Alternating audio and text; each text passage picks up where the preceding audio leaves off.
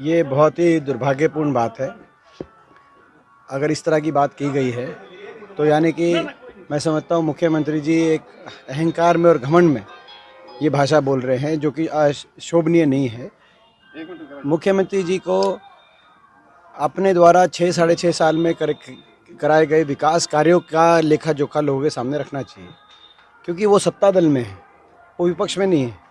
वो अपने काम बताएं, क्या काम किए इस इलाके के लिए, कितनी बार बड़ौदा आए, क्या 6.5 साल में एक बार भी बड़ौदा आने का उनको समय नहीं मिला, और अब चुनाव में भी क्या उनको समय नहीं मिला, जो आखिरी 2-3 दिन ही आए हैं, पहले भी अभी तक तो नहीं आए थे। और उसके बाद इस तरह की अहंकारी भाषा बोलना ये शोभनीय नहीं है।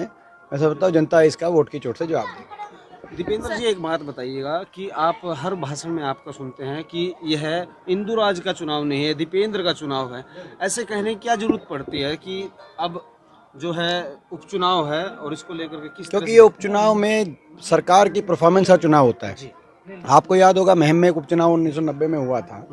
85 एमएलओ की सरकार थी, मगर उस उपचुनाव में जो सरकार को झटका दिया गया जो है, उसकी वजह से सरकार टूट गई महम में। उसी प्रकार से 2-2.5 साल पहले जींद में एक उपचुनाव हुआ था। उस उपचुनाव से पहले लोग मानते थे कि बीजेपी का प्रदेश में कोई जनाधार नहीं बचा, मगर उस चुनाव में बीजेपी का अच्छी प्रदर्शन रहा। जींद में बड़े लोक लुभावने वायदे किए गए, कहा कि खीर खिलाएंगे जींद की जनता को। आज जाके आप पूछो वहाँ पे क्या बुरा हाल है। 2.5 साल गए नहीं वापस चुनाव जीतने के बाद जींद में, मगर उस उपचुनाव में जब जीती बीजेपी, उससे उनकी हवा बनी सरकार के प्रति। तो उपचुनाव पूरे प्रदेश की राजनीति को दिशा देने का काम करता है।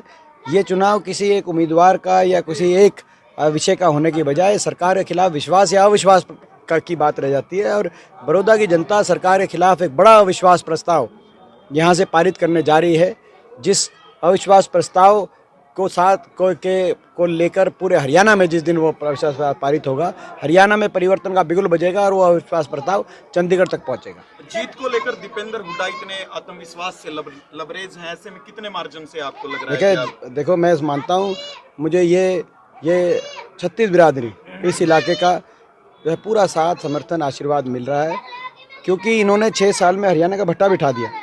6 साल में हरियाणा में कोई काम करने की बजाय हरियाणा को पीछे ले गए। आज देश में सबसे ज़्यादा बेरोजगारी के दर में हरियाणा का आने का क्या मतलब है? दिल्ली के 3 तरफ हमें सबसे ज़्यादा रोजगार यहाँ होना चाहिए था। 33% बेरोजगारी।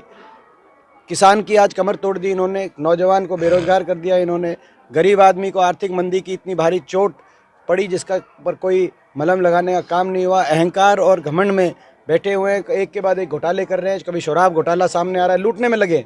लॉकडाउन में भी नहीं बख्शा। शराब घोटाला, रजिस्ट्री घोटाला, धान घोटाले में पर्दा डालने का काम, केवल इस काम से लगे हैं। तो ये सरकार अब हरियाणा के लोगों के मन से उतर चुकी है।